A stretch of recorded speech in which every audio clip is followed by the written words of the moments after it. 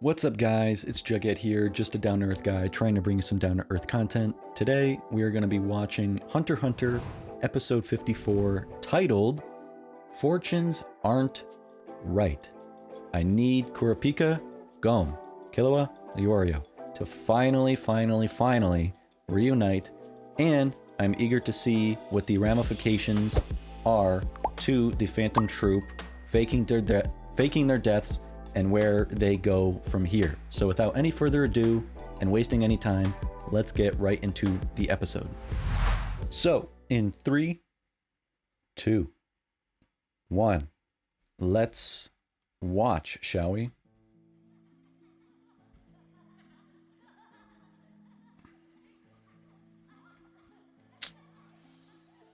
Are we seeing a flashback here? That looks like Chrollo to me. Oh, is this that city that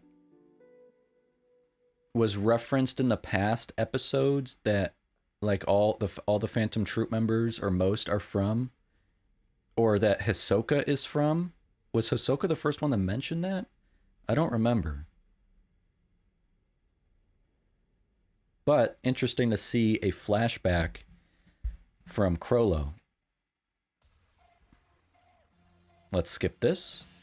I cut out the intro, but as I was saying, interesting to see from Chrollo flashbacks, because that would be memories in his mind that he is experiencing nostalgia for his childhood in the past and things like that, which is... Oh my god.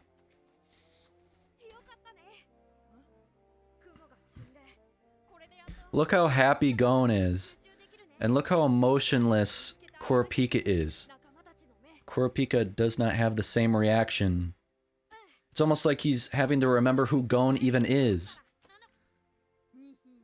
Look at these two kids. Please smile. Even run around and play, please. Like, remember what life is all about. There we go. Thank you. When was the last time we saw this guy smile?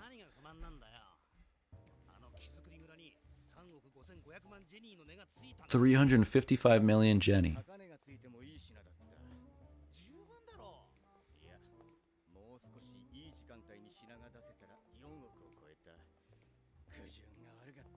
Which, again, everybody always tells me in the comments, I have to remember this is kind of like the Japanese yen. It's not like it's 400 million US dollars, it's 400 million yen, give or take, so.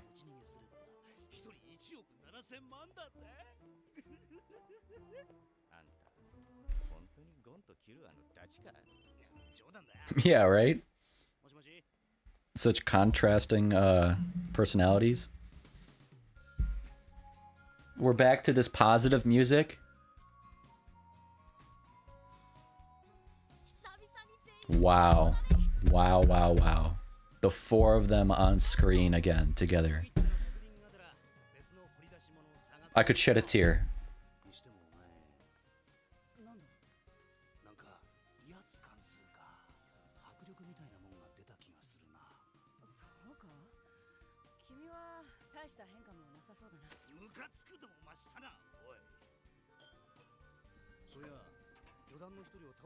In the world of Hunter x Hunter,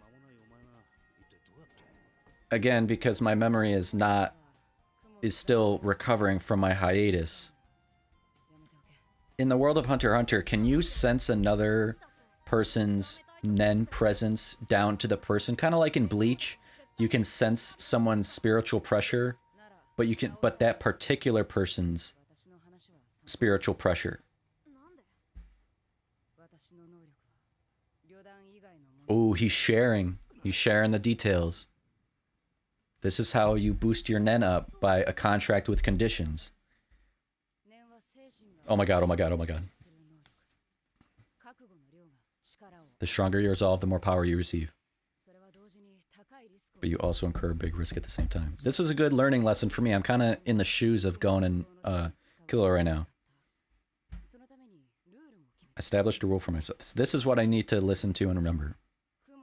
If I use my chains on one who isn't a spider, I die. Maybe they don't want to go that far, but... Nen dagger pointed at my heart. Metal as fuck.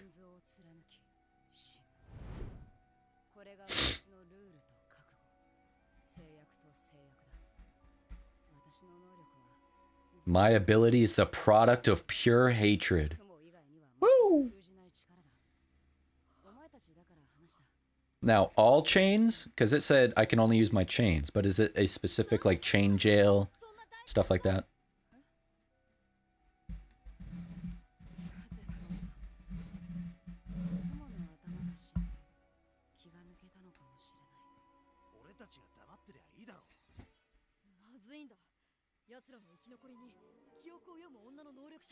Uh-oh.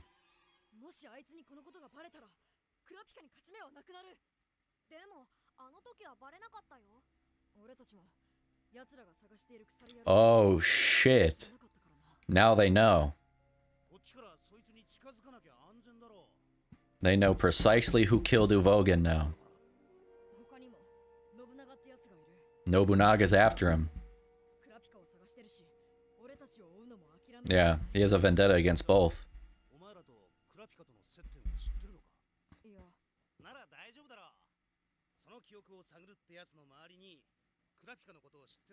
I forgot about the memory reader.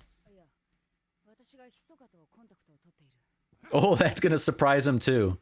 Hisoka's a double agent.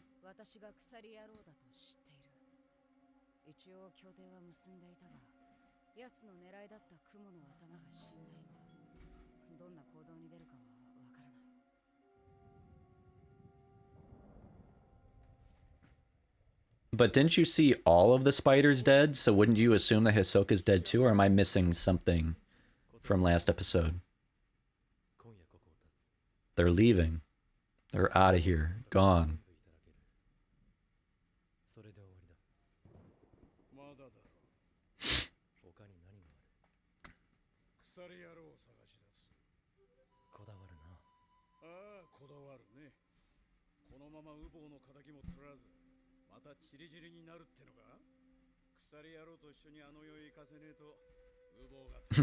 He'll be bored in the afterlife if we don't send his adversary.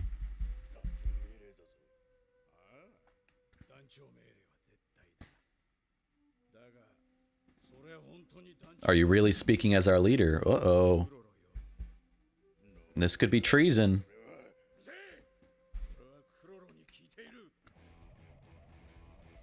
You know it's serious when the electric guitar comes out. Or whatever this instrument is, almost like a bass. Uh-oh. Is he gonna read his fortune? Are we gonna see him use Neon's powers? I remember he took hers.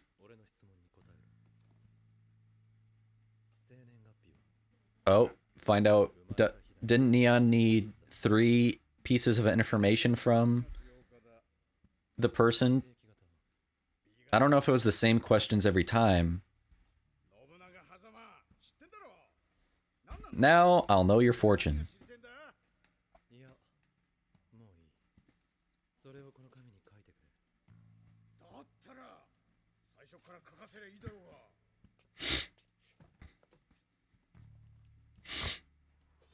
Whoa, there's Neon's power.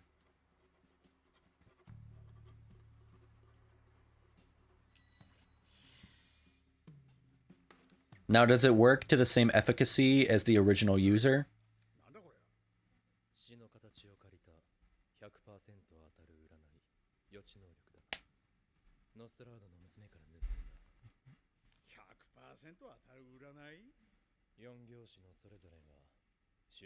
Each of the 4 verses predicts what will happen in that week. So there's 4 weeks. The calendar loses a precious component. The remaining months gather to mourn. The first moon, having missed his opportunity, continues to pursue the 11th moon's shadow alone. The chrysanthemum withers and falls to lie on the ground beside bloody scarlet eyes. But the spider does not stop, even after losing half its limbs.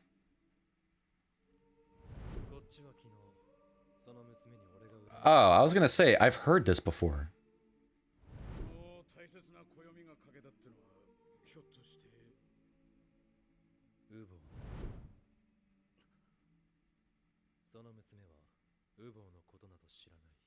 I was gonna say, I've heard that before, and that's what, yeah. So is he gonna be mad because that means Chrollo knew that Uvo was gonna die?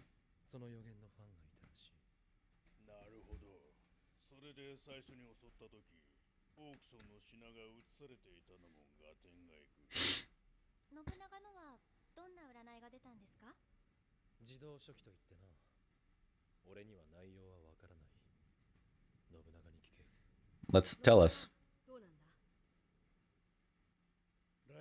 Next week, 5 of us will probably die. Ah, okay.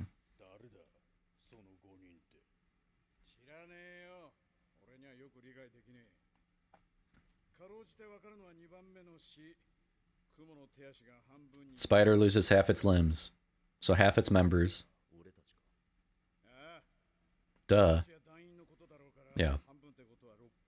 6 people. Oh yeah, 5. The same line was in my fortune, so it all aligns together.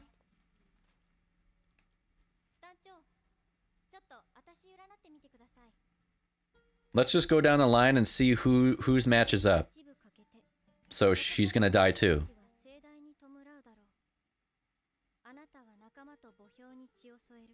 Yep. She dies as well. In the Chamber of Black Merchandise, you will find endless sleep. Your greatest fear should be solitude. Don't be alone. Don't be alone. It's amazing how... Don't even care. Oh, yeah. You would die next week because the rest of the poem wouldn't exist because you're already dead. Hmm.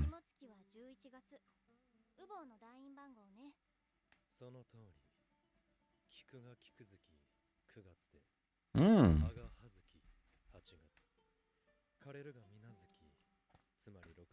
Wow, okay. That all went over my head when I first listened to it.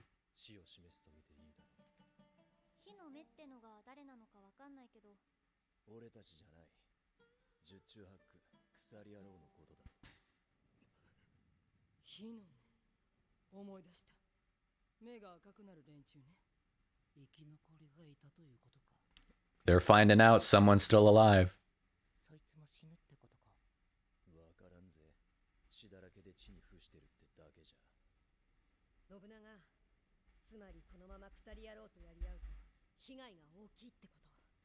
Or is it set in stone? Is it fate? Or can you change your destiny based on learning your fortune? Or is it a path that you can't not go down? Whereas fate is predetermined, but your destiny is contingent on your choices. So what is it?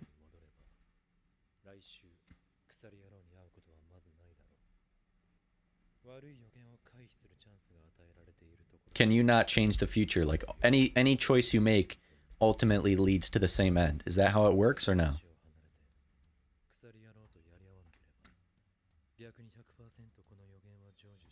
Okay, this fortune is 100% for sure not to come true. Okay. I'm going to take it from Chrollo. Dying is just part of your job.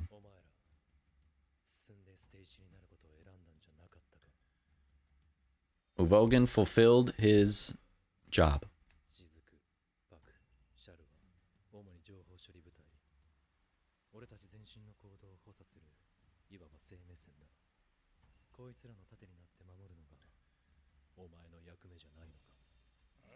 You each have your set roles. You are the shield.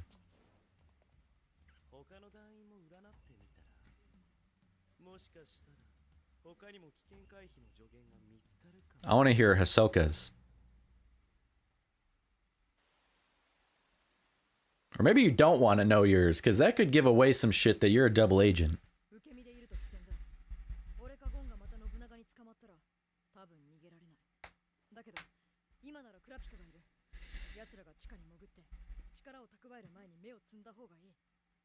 You two aren't strong enough.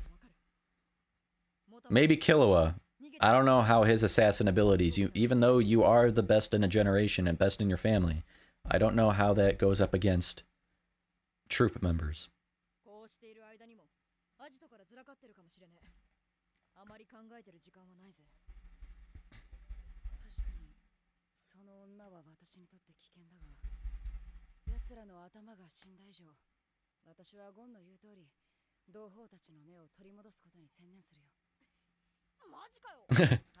Okay, so Kurapika only witnessed Chrollo's body dead. Didn't witness the other people's bodies? I thought I saw Kurapika walking the grounds of where all the other bodies were, but I guess I'm completely mistaken. Is that going to be Hisoka on the line? The troop members are alive. Ooh. His purpose is back.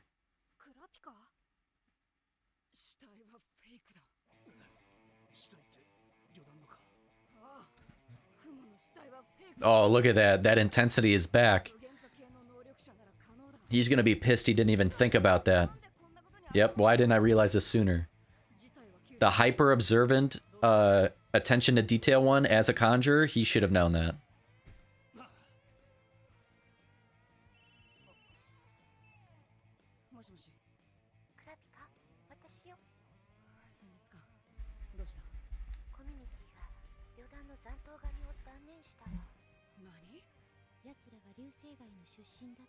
Meteor City. Yeah, I've heard of Meteor City, yeah.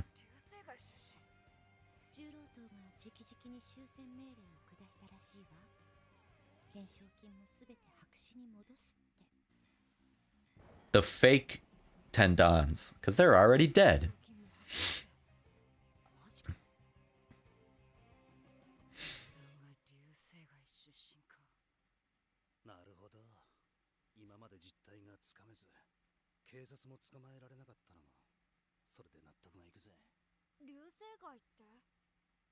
What? I thought we've heard about Meteor City already. But they're talking like it's never been. Or did somebody in my comments section tell me about Meteor City? That does get complicated. It said that 10 million people live there.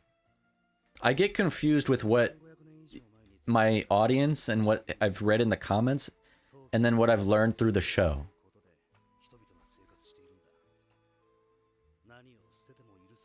You're allowed to dump anything there. Whole baby?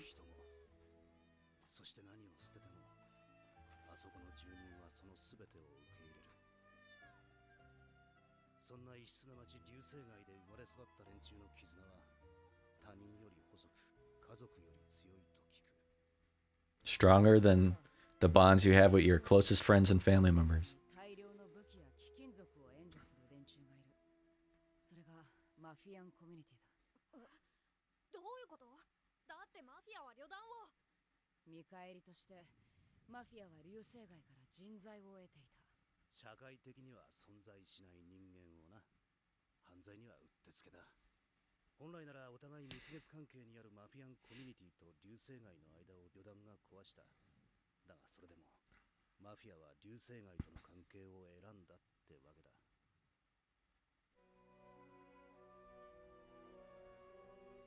Oh, they all have their fortunes.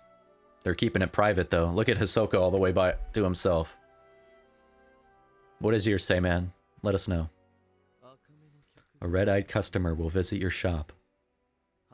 Half angel, half death. You would do well to sell the calendar secrets. He will be especially pleased to learn the 11th moon's secret. The customer will return on a hot day, leaving you alone with a man bearing a reversed cross. The false 4th moon will be torn away from the calendar. Only 6 pages remain. So he doesn't die. He has an upside-down cross, right?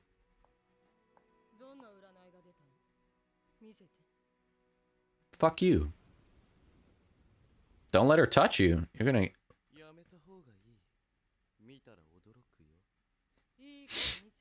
He's not lying. He's telling the truth.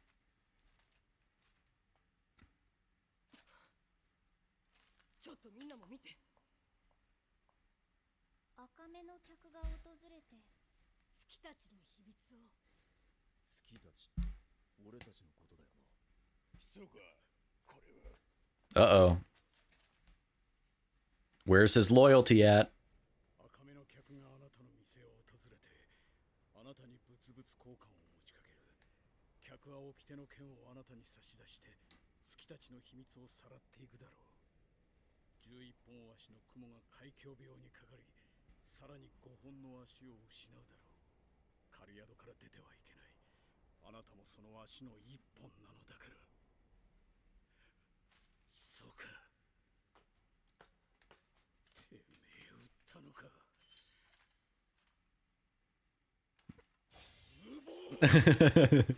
Oh shit, man.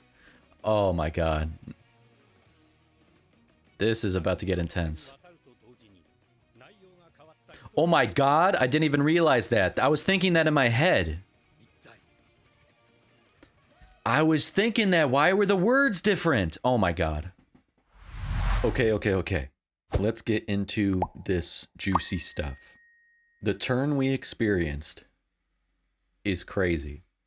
Finally, I watched Kurapika, Gon, Killua, Leorio on screen together for the first time in what feels like ages. Now, albeit, I was gone for 2 years. That is ages. But even episode-wise, feels like 24 episodes. I could be totally wrong, but it's been... Oh my god. Watching Kurapika's face light up as he slowly appeared to remember who Gon and Killua even were, like his brain had to scroll through the Rolodex of memories, watching him give a smile to Gon and chuckle at Gon and Killua's shenanigans in the park. I love that. It took the two of them in the flesh, right in front of him, to remember there are other people in this world, people who are glad to see him, people who care, people who don't want him to be alone. It's also Gon who reminds him his purpose is not gone. His path has not been for nothing. He still has a mission. Gather the eyes of his fallen Kurta clan comrades. Don't let their memory or their existence be desecrated. This is also a much more positive and fulfilling act than seeking brutal vengeance against the troupe. Of course, it would be Gon, and take someone like Gon to help Kurapika get over his initial existential crisis and shock. Let him know there are healthier paths to continue to go down, and I think it's also only Gon Kurapika would have listened to. Not Killua, not Leorio, nobody else. I feel like this is almost why Kurapika seemingly so easily believed the spider's deaths. When he finds out from Hisoka the deaths were faked, he even says, like, how did he not see or think of this? He's a conjurer.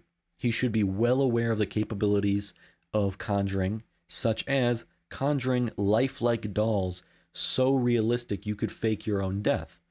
Kurapika's also incredibly observant, pays high attention to detail, and if anything, he's an overthinker. That's the personality of a conjurer, and that's the personality of Kurapika.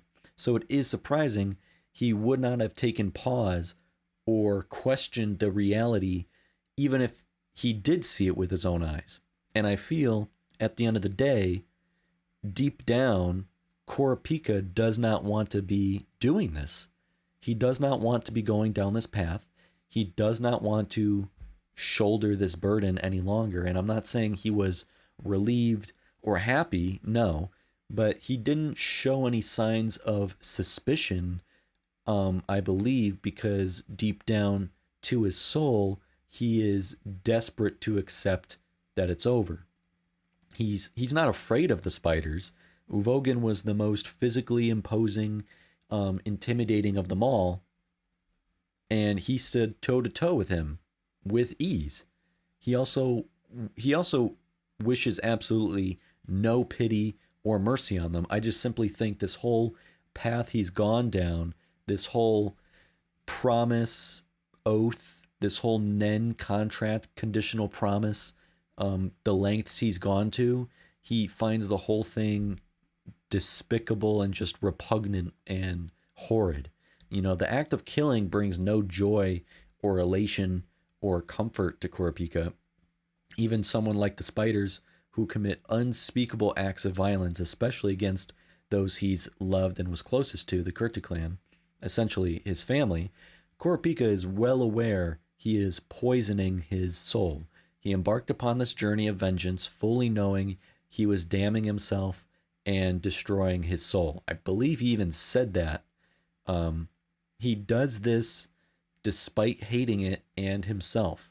He enjoys no second of this, but the honor of his clan he values more and holds closer to his heart more than he does himself. So maybe when Kurapika found out this path would end fruitless, it was shock in realizing how much he didn't care, shock realizing he has an exit to get out of this, a new path has reopened to regain his life. Maybe Kurapika didn't want to question this odd, suspicious, sudden circumstance because it would mean continuing this horrible life and horrible existence. Again, he's not afraid, but it's obviously something no righteous person would ever want to do. And then someone whose desires haven't changed at all, Hisoka. Hisoka's plan hasn't deviated, hasn't changed. The train is right on schedule. Kurapika's in the dark. It's Hisoka who, to ironically bring him back into the light, which is actually the real darkness for Kurapika. I always like the visuals, seeing Hisoka always so distant from the rest of the spiders, perched up on a ledge somewhere, looking down, or sitting across the whole entire room, just spinning his own web in some corner, going unnoticed, taking his time, biding his time, setting his own trap, waiting to jump and strike like a spider. The rest of the troop are arguing amongst themselves the pros and cons, risks and rewards of avenging Uvogin's death, how they'll transport the rest of the treasure and ultimately escape. Hisoka is over in his corner on his phone, texting and feeding information to Kurapika, making sure they're packed and their deal still stands, still all operational on his front. Nobunaga is at his limits. He's already had a short fuse and a short temper, we've seen, but now he's lashing out at their leader. Chrollo finally convinces everyone they should leave. It's all agreed upon. They've read the fortune. It's not worth 5 more legs of the spider being cut off over Uvogin, who died not only, let's be honest, doing what he loved, fighting, but died knowing death is precisely what is at the end of the road of this kind of life. He died fulfilling his duty and his job.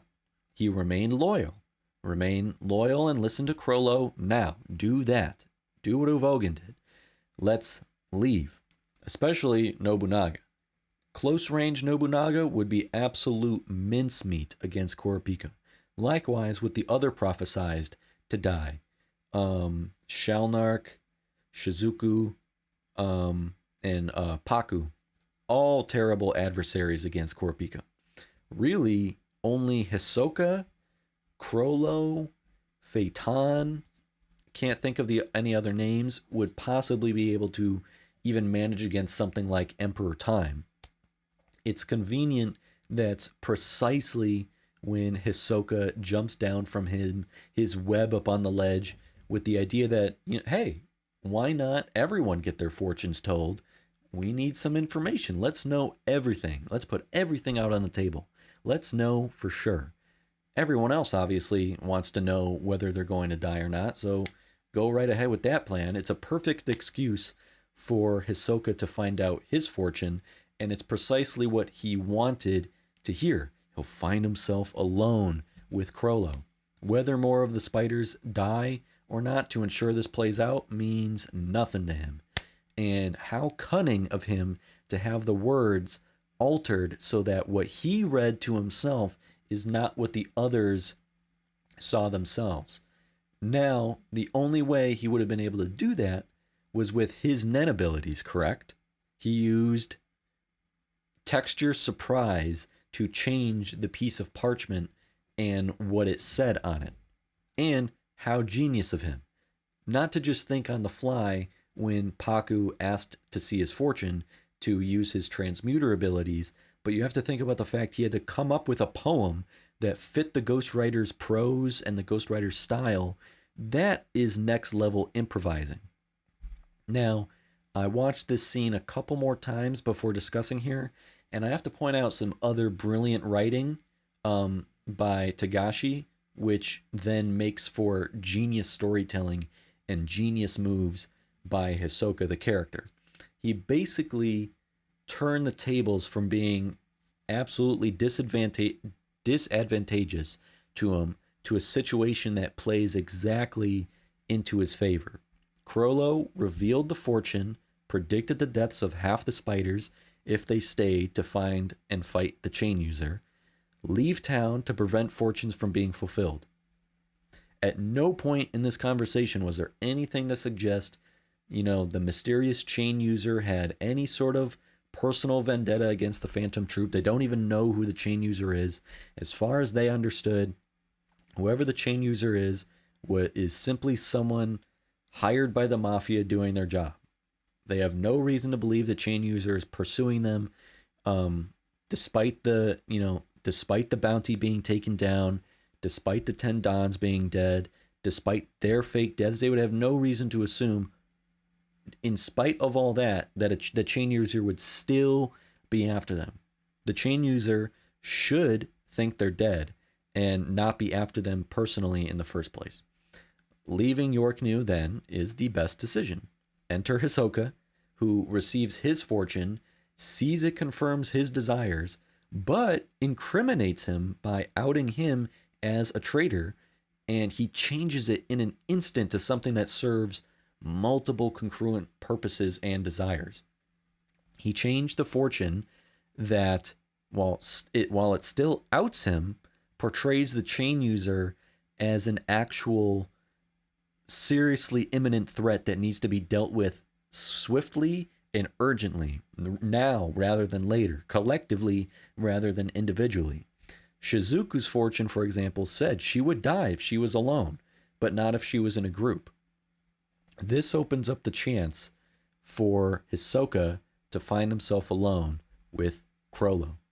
Hisoka comes up with something called the Sword of Law as part of his forged fortune. This is genius because it sounds intimidating and sounds something to be feared. What the hell is the Sword of Law? But vague enough that Hisoka could play around and say anything he wants. Nobody in the troupe knows what the chain user's abilities are, what type of Nen user the chain user is. Pretty much anything. Hisoka played into that with the Sword of Law. Nobody knows that that's a lie. Nobody knows what that is. It could be real. It could be fake. They have no reason to distrust what Hisoka is saying, or no reason to distrust the fortune. It could be anything Hisoka says it is because they can't refute it. And technically, from what it sounds like, you hear the word Sword of Law. Kind of sounds like Kurapika's judgment chain. Law, justice, judgment. They were up on the cliff witnessing the chain user and Uvogin fight. They couldn't see anything because the chains were invisible and things like that. So Sword of Law, I think of law, justice, judgment. So he's not even really that far off. It's just a chain with what is a small sword or dagger at the end, honestly, for the judgment chain. Hisoka also makes himself sound like a victim. A customer will visit your shop looking for a trade. Well, anyone who owns a shop is someone who has something to sell. So Hisoka, even in his forged fortune, calls himself a shop owner, someone with things like information he's willing to sell for a price to a customer specifically with red eyes. Pretty incriminating. But the customer uses the sword of law upon you. Makes it sound like Hisoka is a victim and not complicit or malicious in intent with what he is doing. And the most brilliant part of it all, Hisoka wrote, "The 11-legged spider grows homesick, losing 5 more legs." This line right here contradicts the other fortunes. This line will lead them to believe that actually leaving will be the cause of their deaths. This line will make them stay in Yorknew. The 11-legged spider grows homesick, losing 5 more legs. So, what has Hisoka done here? He suggested and implanted the idea that whoever the mysterious chain user is, they have a personal vendetta against the troupe because they were a customer out to buy their secrets specifically, as told in the fortune. Hisoka also has them believing, alongside what they witnessed themselves when the chain user killed Avogan, that this chain user is an adeptly skilled nen user who possesses intensely strong, dangerous abilities, like a sword of law, whatever the hell that means, alongside whatever abilities allowed them to kill Avogan. This makes the chain user a top priority for the troupe. They can't have someone that strong chasing after them with a vendetta against them, making them, have to constantly watch their backs, check over their shoulders, check all corners. And Hisoka has them now questioning and believing the best course of action is actually to not leave, to stay in their temporary shelter, or else they'll die. So you have conflicting fortunes now. Hisoka, with his iconic sleight of hand, not only saves his own ass, but is now practically puppeteering the rest of the troupe. They are walking right into his trap, walking right down the lane he wants them to, killing 2 birds with 1 stone. Absolutely spectacular writing from Togashi that just grips you, and what a tense cliffhanger to leave us on. How will Hisoka weasel his way out of this one? And the essence of this episode is exactly as the title says. Fortunes aren't right. This episode is a pivotal moment, a pivotal swing in who ironically holds all the cards. Again, talking about Hisoka, who has the advantage. This episode is also fascinating because we're now exploring some broad ideas about things like free will versus predetermination. I love when shows in general, but Hunter x Hunter specifically, remember all my discussions I've ever had. When it comes to topics like this is when I can rant, and this is when I really dive deep. I love these broad ideas. Chrollo's new ability to write accurate fortunes not only supports his intellectual dominance as their leader, but it introduces a new tension between following fate or resisting it. Follow what the fortunes say or do otherwise. Chrollo says these fortunes are 100% accurate. He said that. But are they? The fortunes foretell possible or guaranteed futures. I don't know yet. But they also raise the question about whether knowing one's fate actually traps you into fulfilling it. Think about that. Does knowing your fate trap you into fulfilling it? We have free will versus fate, fortune and destiny. We also have truth and deception. This, to me, is the main theme. Truths are hidden behind veils of lies. Deception is what drives the decisions of both our antagonists and protagonists. Hisoka walks the line of deception as both an insider and outsider to the troupe. Then there is loyalty and trust. Uvogan died, remaining loyal to the troop. Nobunaga has to be reminded of his loyalty to the troop and to Chrollo. He is also told to trust in Chrollo. All the troop members trust in Chrollo's fortunes. Will trust and loyalty among the Phantom Troupe begin to fracture or stay intact? And will that trust actually end up being their undoing? And so there is emotional weight on both sides of the story here.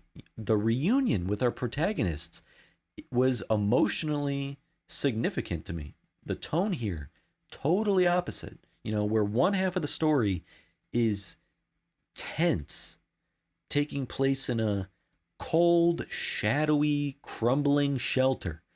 The other, we have ourselves feeling warm as we watch our reunion in a sunny park outside, surrounded by people. There is still friendship amidst the chaos we're going through here in Yorknew City. And it's this reunion that really showed the contrast in growth between our people. While apart, Kurapika is transformed into a driven but almost ruthless figure, a stark contrast to his gentler self from the Hunter exam. Gon and Killua, more lighthearted, and this creates a clear counterbalance to Kurapika. But as lighthearted as they are, you see them flip to full, total seriousness as soon as they show concern for Kurapika's mental health. That is caring. That is friendship.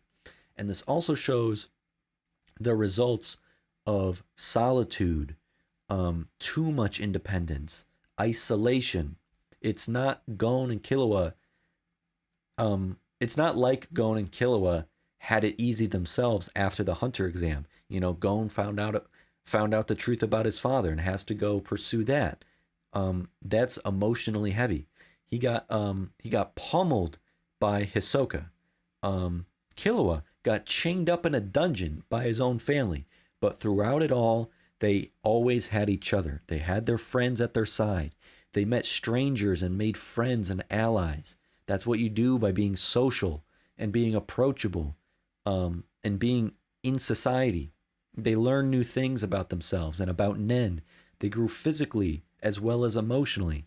While Kurapika, he may have grown stronger in Nen, but he has regressed emotionally and mentally. His spirit is darker. His soul is poisoned. There is a ominous cloud over him. He is full of hatred, as he said in this episode. This is a consequence of going through life, or your toughest battles, the hardest internal or external struggles alone, and not letting anyone in. What was the one moment of peace Kurapika had in this entire Yorknew arc? It was that vulnerable conversation he had with Melody up on that rooftop, actually connecting with another human being. Someone else with a complex philosophy that I want to get back to, because I forgot to talk about it earlier, Chrollo again. He has this calm, stoic demeanor as he wrote those fortunes for his fellow troop members who are fated to die. You're literally writing your allies' lives away. He's obviously introspective. He accepts fate and the possibility, or should I say inevitability, of death. Would you say Chrollo is a nihilist, viewing life merely as a means to an end, not as an individual journey to be experienced? His reliance on the fortunes would have you think he believes in concepts like determinism, yet he remains calm in the face of shock and confusion. So he is also a man transcended beyond and above fear. So you have Chrollo stealing the ability to tell fortunes, and that's because he is a man trying to impose order on a chaotic world. That's kind of like the symbolism I get from that. But the fortunes themselves are ambiguous, open to interpretation. And that's really highlighting the fact that there are always limits to control. There's a threshold, there's a ceiling. The poetic structure of the fortunes themselves really mirror the dual nature of truth and deception that we see in this episode. Each and every line has multiple possible meanings. Nothing is concrete. Everything is up to interpretation. So I find that really interesting. And I'm just really excited about what's going to happen in between Chrollo and Hisoka next episode. Because in your opinion, who is the better strategist? Chrollo or Hisoka? You can also ask who's more intelligent, but I would say who's the better strategist, because more than just intelligence goes into strategy. You know, this episode is the beginning to Hisoka's role as an agent of chaos, a double agent of chaos, multiple layers of manipulation. You know, selectively revealing truths to Kurapika, rewriting fortunes. He's ensuring events unfold only in ways that align with his own desires. You know, he enjoys watching the tension play out. He's a sadist, wouldn't you say? A kind of perverse fascination he has with emotional and psychological warfare and conflict. And I love this episode just overall, because I love when shows, like I said, explore complex, thought-provoking ideas. And Hunter x Hunter does that, if not every episode, then every other episode.